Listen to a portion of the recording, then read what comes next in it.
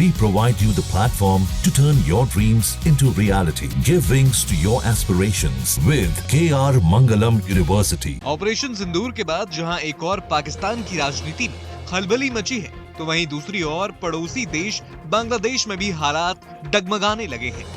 ऐसी खबरें हैं कि बांग्लादेश की अंतरिम सरकार के प्रमुख प्रोफेसर मोहम्मद यूनुस इस्तीफा दे सकते हैं। बताया जा रहा है कि यूनुस ने कहा कि वे इस्तीफा देने पर विचार कर रहे हैं। सूत्रों की माने तो यूनुस ने कहा कि राजनीतिक दलों के बीच सहमति नहीं बन पाने के कारण काम करना मुश्किलों भरा हो रहा है। यूनुस ने संकेत दिया कि इस हालात में वे काम नहीं कर सकते। बीबीसी बांग्ला सेवा ने छात्रों के नेतृत्व वाली नेशनल सिटीजन पार्टी के प्रमुख एनहिद इस्लाम के जरिए ये खबर सामने रखी है। इस्लाम ने बीबीसी बांग्ला को बताया कि हम यूनुस के इस्तीफे की खबर सुन रहे हैं और वे इस मुद्दे पर चर्चा करने के लिए मिलने गए थे। यूनुस के समर्थन से उभरे एनसीपी नेता ने कहा कि उन्होंने हमसे कहा कि देश की सुरक्षा और भविष्य के लिए और जन विद्रोह की अपेक्षाओं को पूरा करने के लिए मजबूत बने रहें।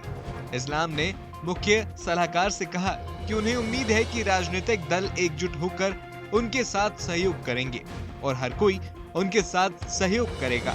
हालांकि एनसीपी नेता ने कहा कि अगर यूनुस अपना काम नहीं कर सकते तो उनके रहने का कोई मतलब नहीं है। सूत्रों की माने तो बांग्लादेश में अंतरिम सरकार के मुखिया मोहम्मद यूनुस ने हताशा में इस्तीफा देने की धमकी दी है।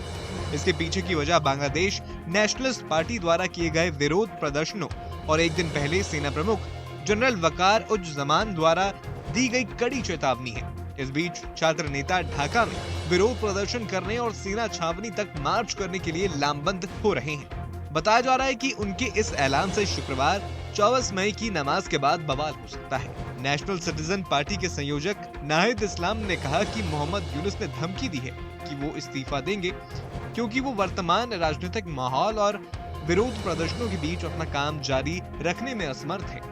नाहिद इस्लाम ने कहा कि यूनुस का कहना है कि मुझे बंधक बनाया जा रहा है, मैं इस तरह काम नहीं कर सकता। पिछले 2 दिनों में यूनुस की सरकार कई चुनौतियों का सामना कर रही है, जिसमें सबसे बड़ी चुनौती बांग्लादेश के सैन्य बलों से बढ़ती दूरी है, जिसने पिछले साल छात्रों के नेतृत्व वाले विद्रोह के दौरान महत्वपूर्ण भूमिका निभाई थी।